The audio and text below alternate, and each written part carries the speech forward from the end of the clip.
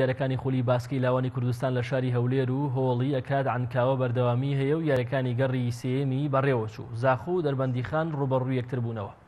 یاریەکە بۆ لاوانی زاخۆ تا ڕادەیەک ئاسان بوتوانیان بە 2 هێندە لە دەربەندیخان ببەنەوە. ئەنجامی یاریەکە 6 بەرامبەر بە 34 خەڵ بوو بۆ زاخۆ.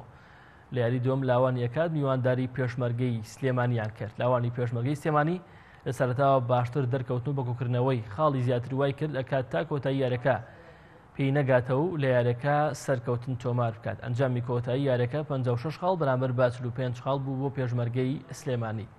دوای بەڕێوەچوونی سێگەر زاخۆ بە 3 سەرکەوتن و 6 خاڵ لە خانەی یەکەمە و پێشمەرگەی سلێمانی بە 2 سەرکەوتن و شکستێک و 5 خاڵ لە خانەی دووەمە و ئەكاد بە شکستێک و سەرکەوتنێک و 3 خاڵ لە خانەی سێیەمدایە و ئاسۆ و دەربەندیخانیش بە 2 شکست و 2 خاڵ لە خانەی کۆتاییدان. یاریەکانی گەڕی چوارەمیش ڕۆژی یەکشەممە بەڕێوە دەچن لە کاتژمێر 2:30 دوای نیوەڕۆ. لاوانی ئاسۆ ڕوبەڕووی پێشمەرگەی سلێمانی دەبێتەوە و لە کاتژمێر 4 لاوانی ئەكاد میوانداری یانەی دەربەندیخان دەکات.